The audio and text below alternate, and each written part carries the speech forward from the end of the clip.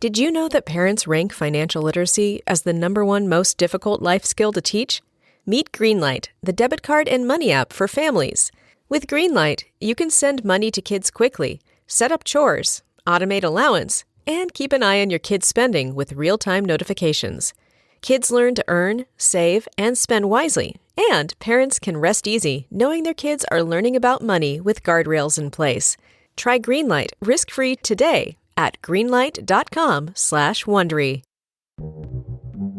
What say you, Richard Ellett Murdaugh? Are you guilty or not guilty of the felonies wherein you stand indicted?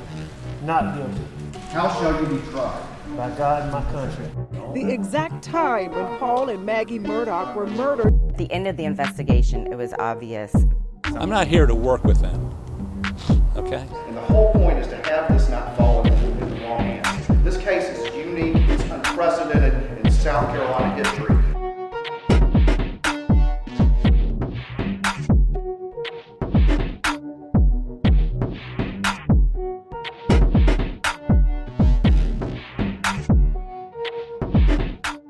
Ladies and gentlemen, we have to evacuate the building. Beautiful courthouse, set the scene here. There's a back door that I really wanted to go out of, but it's locked. And it goes out onto this portico, I guess I'd call it. It's the front part of the courthouse, and I understand that when you graduate from high school here, you often go on those steps to take the high school picture. But it was locked. Well, it was unlocked for this because to get everyone out, you needed more exits to be available. So we were able to walk out calmly through those wonderful front steps there and go out, and it swept through pretty quickly that it was a bomb scare, that people knew that. Yeah, we heard that from the defense team, actually. That's how we got word, and we put it out there right away. Tara, actually, our reporter who I was reporting with at that moment, she got on immediately and let everybody know that she had heard from the defense team that it was indeed a bomb scare. I think it was the first time we'd heard that. Breaking news there. And so we then had this. Unbelievable. Very unfortunate in a lot of ways, though, because not the first time, but this was a day where things were rolling. It was very organized, and witnesses were testifying. A lot of information was presented to the jury in the couple hours we had of testimony. So big break in that. And what was it like? And Judge Newman did say, we'll take our lunch break as well. Right. Which is appropriate. So it was about 2 hours. 2 hours. It was maybe a little bit over 2 hours. Not too bad. Not too bad. Now, one thing I would say, having, just to launch into this, if you don't mind, I've been with these jurors because the rumor was sort of swirling around. Oh, is this going to intimidate the jurors, or is going to be a problem here? I will say I've been with them from day one. When we came back, very calm, very deliberate. And I'm really confident that these folks, if there was an effort to intimidate anyone, it will not work. They seem to be right back on task, and I was very pleased with their demeanor. I totally agree with you. And one thing that was running through my mind, and we'll see how this goes in the future, but we had two big school groups there. We had a group of journalism students from USC, right. And we also had, them, and hopefully they're listening tonight. I hope we have you chiming in. You can always look at our Facebook Live, our Twitter, and our YouTube. If you have any questions, TikTok. If you have any questions, pop up. We'll try and get them answered if we can in a timely fashion.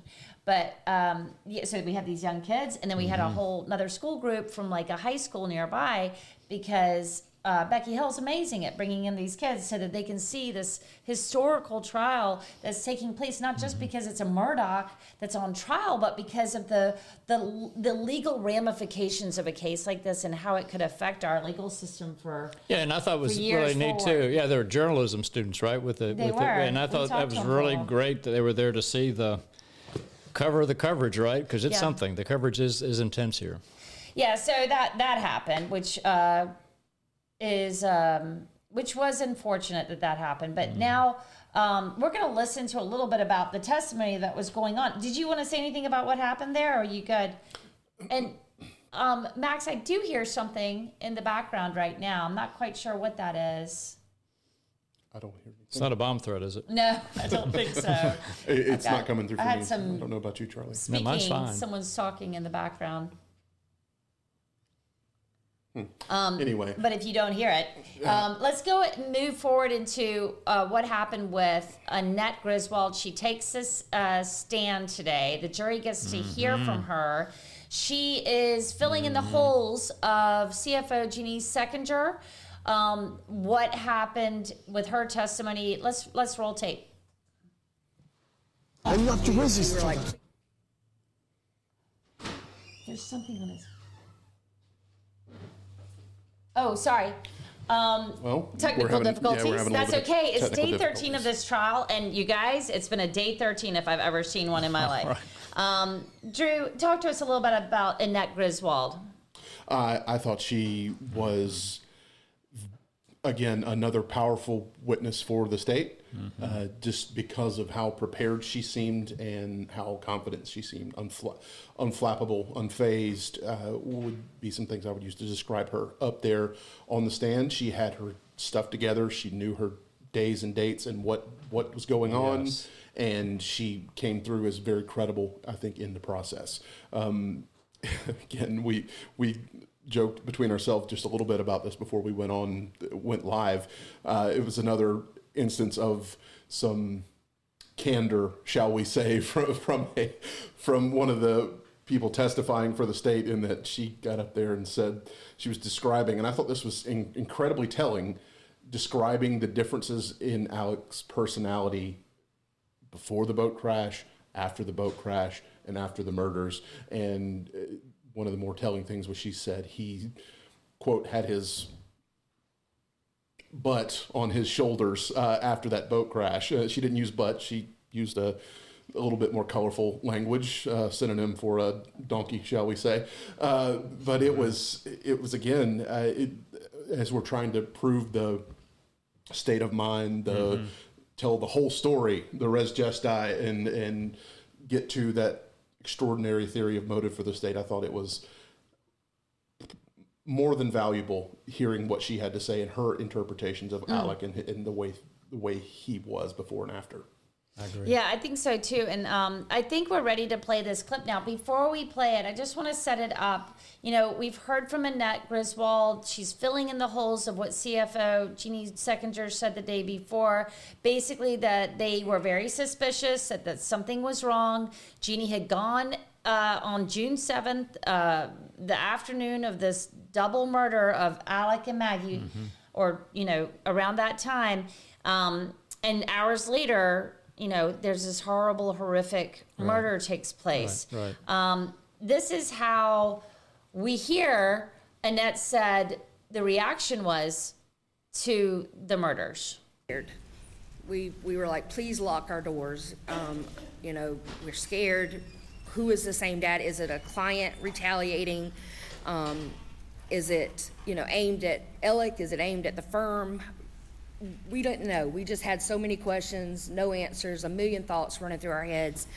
We were just there, you know, supporting each other and helping one another through this grieving process. And at the same time, we were very protective over Alec and Randy. We wouldn't let them leave the office if strange cars were driving around. We would say, don't walk out yet. There's a white car that's went around 3 times. I mean, we were in complete mama bear mode. So this is right after the murders. Everybody's terrified. They're horrified at what's happened to Maggie and Paul. This is a very small community. They're all close friends.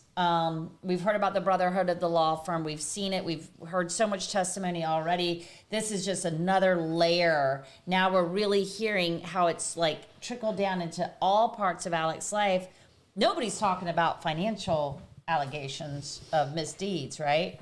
No, and just from a legal standpoint, too, I was really very interested in her testimony because to paint the scene here a bit as well, she, of course, is his longtime paralegal, and she handled the more serious cases for Alec.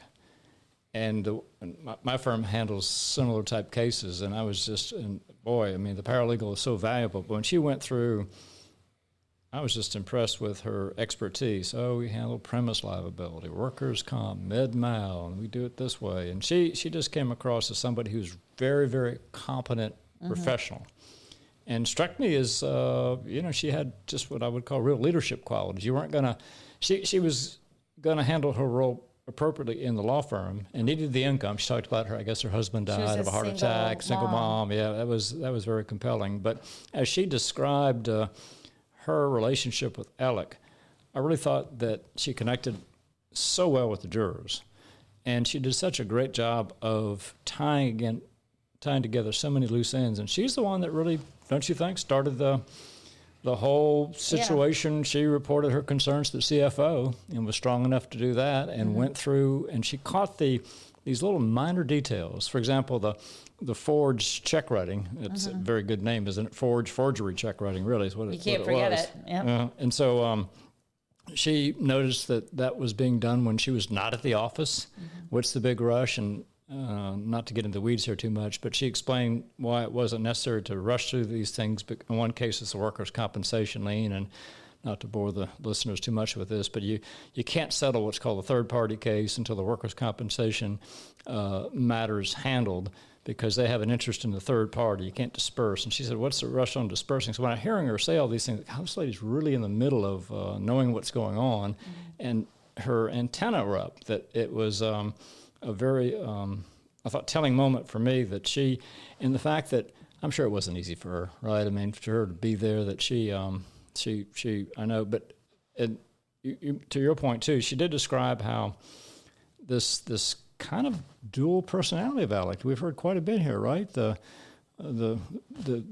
language you use. They also talked about him being a Tasmanian devil late in the afternoon sometimes, and being in a flurry. So I was just really impressed with her, and the word she used, fluttered, on the back end of that. We should talk about that, because it was great. Yeah. But just to expound on that a little bit, I mean, I do think that Alec was,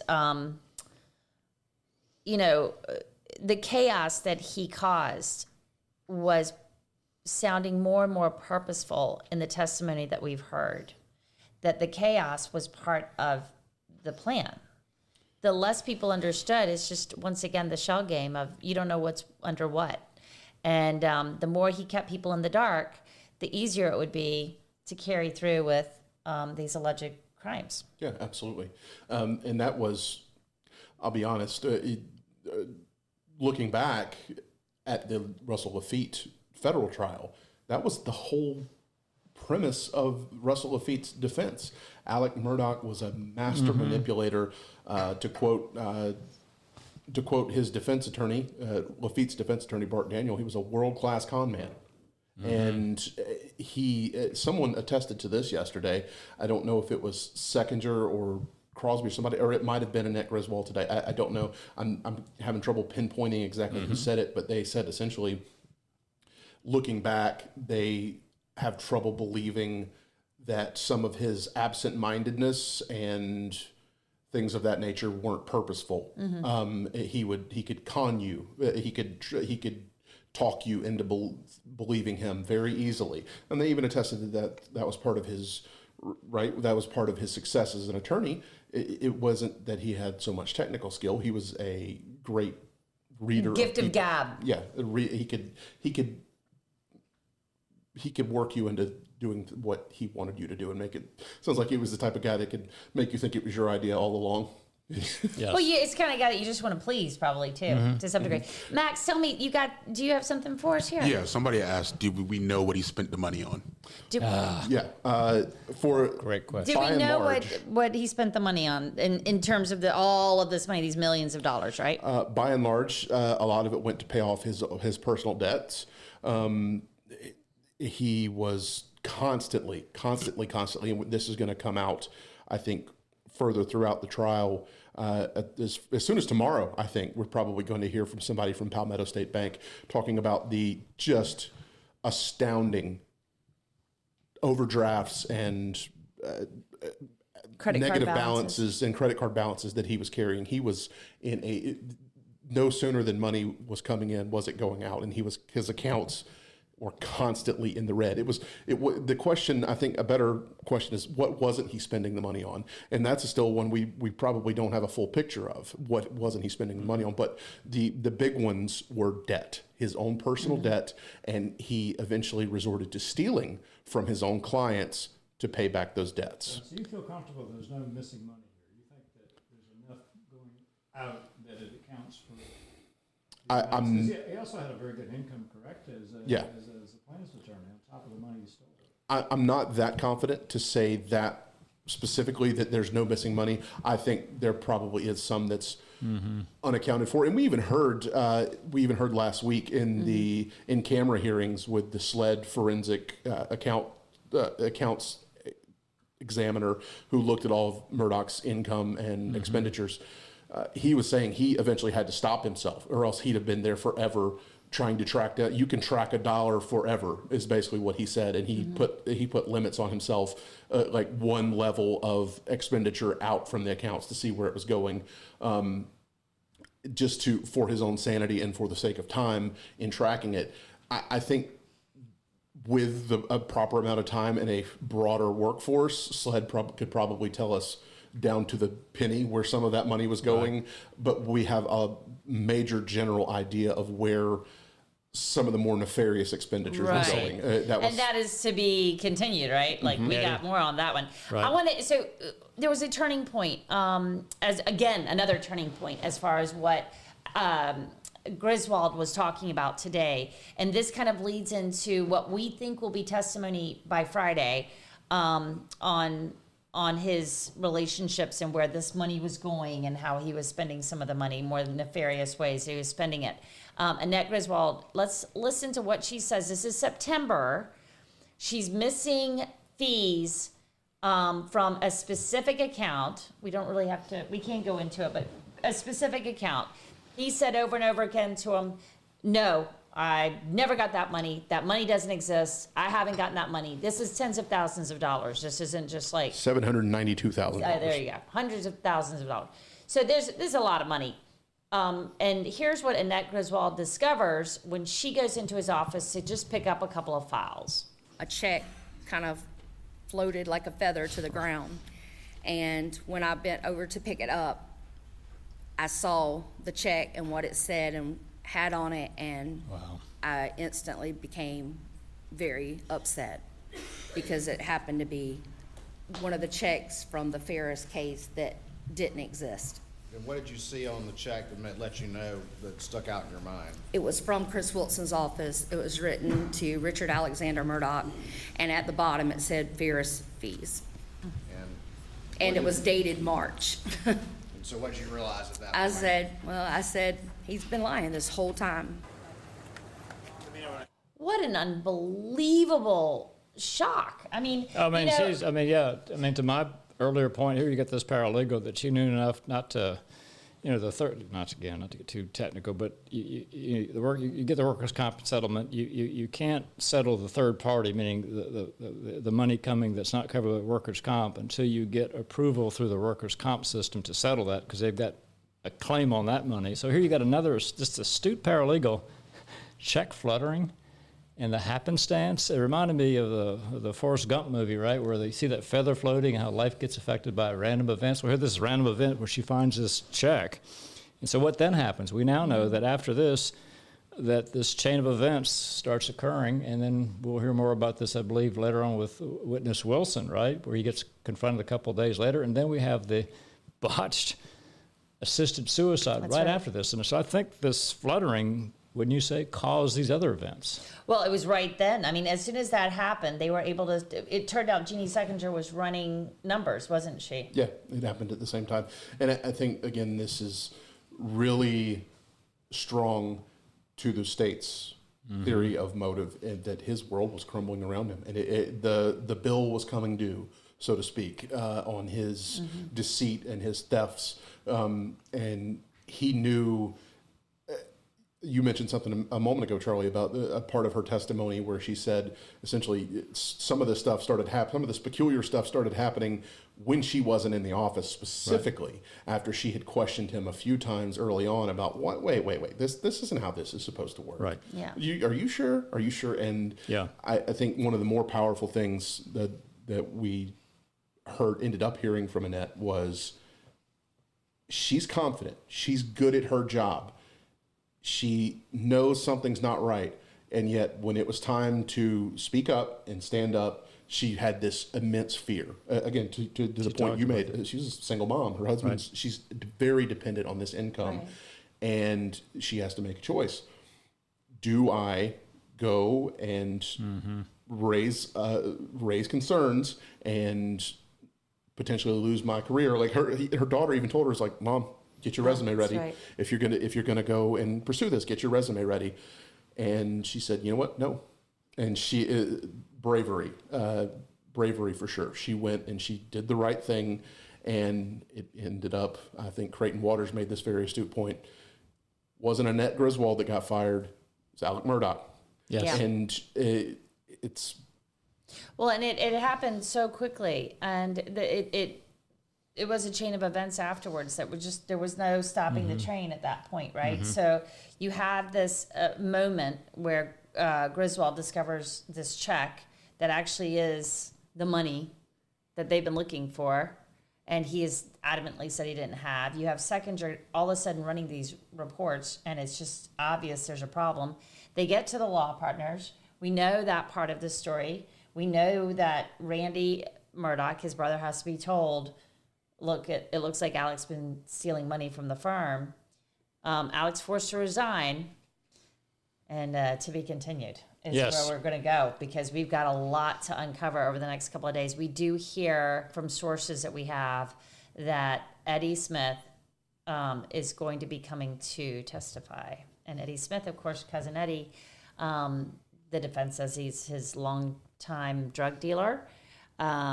We've heard testimony I've been how many times up to court in Columbia to hear what's going on with Eddie Smith and all kinds of charges that are going to be coming down that are involved with drugs. So there's a lot of reason to think that we're going to have a lot more testimony coming this week about what happened in that assisted botched suicide attempt. Yes. Charlie, what did you think of? We'll go into legal strategy mode here for a minute. What did you think of Jim Griffin's play? Ploy has a negative connotation. I think I'm not trying to be negative, but Jim Griffin's play to say, "Hey, Your Honor, all right, if we're gonna read this letter and we're gonna give context on this letter for backstory. This letter, Alex sent a letter to Annette Griswold from drug rehab. A text, and it was also, I think, addressed to his other paralegal. And when Creighton Waters for the state introduced it, he mentioned that it was sent while Alec was in rehab. And coming back after a short break, Jim Griffin's like, "Hey, we're about to cross the bridge of no return here. If we start mentioning the drug rehab, I don't think we should mention it, Your Honor. In fact, I think we should not only not mention the drug rehab, I think we should go back and strike every bit of this financial information that you've already allowed so far." And Judge Newman didn't do that. And then what happens next? Creighton Waters doesn't say anything too much about the drug rehab or anything like that. But Jim Griffin, the person who just lobbied not to have it allowed, Jim Griffin comes in and reads the whole letter and goes deep into. I thought it was amazing just to watch that.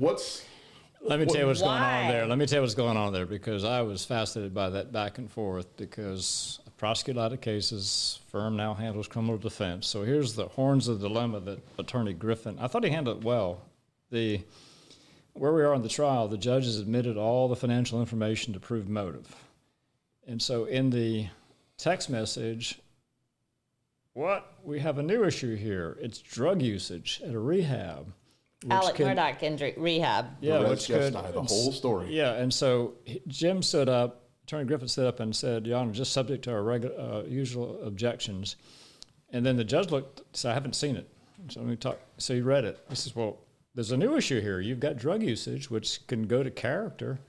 Do you want this admitted without objection, subject to your only other objection?" That's when he then got into this, "Well, we want you to strike everything, no denied."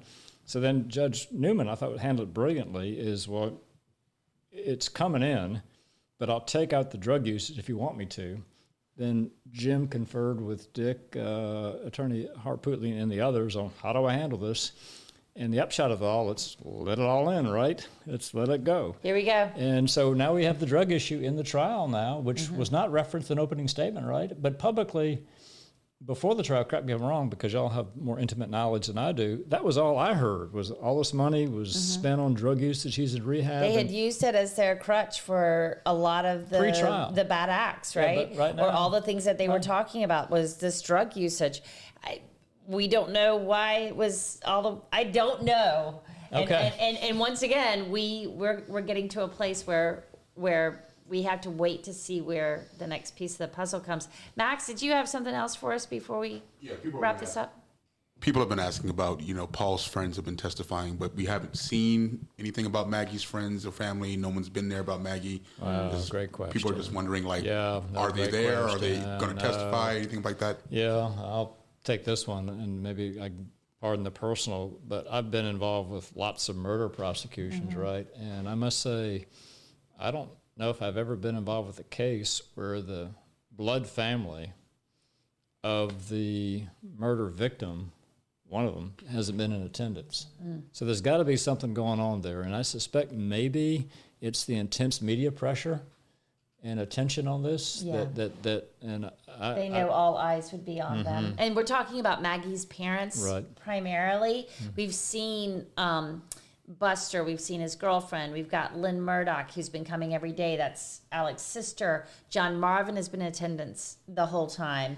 His wife's been in attendance for the most part, and so has Randy on several days, not every day, several days. I'll mention this too, and this is, to me, also really, this trial has everything, right? But when I ran for Attorney General, one of my big issues was the Victims' Bill of Rights. It's in the state constitution, and it's now been funded by the General Assembly. So in every case, in criminal case in South Carolina with a victim, you get a victim advocate.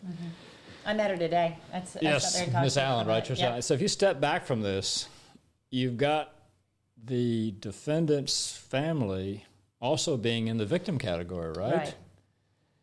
So she's got this very challenging task, which I think she's handling really well, the victim advocate, and of course he's being accused, the dad being accused of Buster, of course, of murder. Right? And so here we are, there's kind of a dual role going on here because her office is prosecuting the victim's father, if you're catching all this. So there's just so much going on in this case. I must say, I don't know if I've ever been involved with anything that has so many layers of complexity, both factually and legally, and really historically and probably culturally as well. And it's changing. It's changing every day. And that's why when you guys hear us say things that we're like, wait a minute, we just took a left turn, we took a right turn, that's going to happen because honestly, I think the prosecution and defense both have to act. They're also dealing with some moves right now on offense as they get through this, like what just happened to Griffin. We had a glitch. We don't have enough time to talk about it. There's a technical glitch on downloading some information for the expert witness who's testifying, which is we can talk about tomorrow. Fascinating. There's apparently going to be, it has been adduced into evidence or into testimony that the expert has had a lot of information that took on the him a year. OnStar system. It took him 1 year to unlock it. It came out of the car. All we have is the first part of this, and we're trying to, as journalists, trying to take in this information and share it with you guys. But honestly, we got such a small piece of the puzzle today. All we know really are some time stamps and, really, like we could speculate right now. But it's on the truck that Alec was driving, we think, and going to Alameda the night of the murders and then coming back. But, they're not telling us that. They're just telling us timestamps and technical stuff. I think I can briefly sum this up to close us out because I have a point I want to make about it. So what we heard toward the end of the day before we were abruptly adjourned was that it took the investigators a year to basically crack the code on how to get the data off of the infotainment system in Alec's Chevy Suburban SUV. They sent it to SLED. SLED couldn't do it. SLED sent it to the FBI. It took the FBI a year to get the info. And once they got the info, they had to go through a whole lot they basically had to reverse engineer the infotainment system and the computer within the infotainment system because, as the FBI agent testified, it was encrypted. He'd never seen anything like it. And he made the point it was not encrypted by anybody on the back end. It was encrypted by the manufacturer, General Motors. Right. The computer within the infotainment system was encrypted. So they had to reverse engineer the encryption and basically start from scratch on learning how to read and understand this computer data. And they did a whole bunch of testing. It took them a year to get it done. And all they were basically able to come up with is some very granular, almost not, you don't want to say inexact, but imperfect data. And the most reliable thing they could come up with is they could reliably say, based on the data, that they knew when the car shifted into out of park and back into park. Right.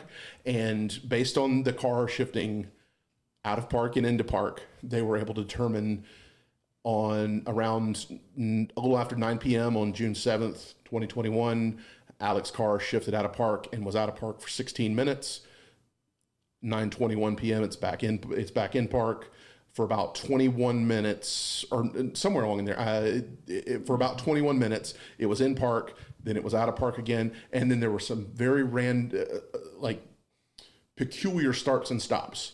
You know, the inference being he drove from, given the timestamps, he drove from Moselle to his mother's house, according to his alibi. He was there for 20 minutes, not 30 or 40 like he tried to apparently say to persuade his mother's caretaker to say.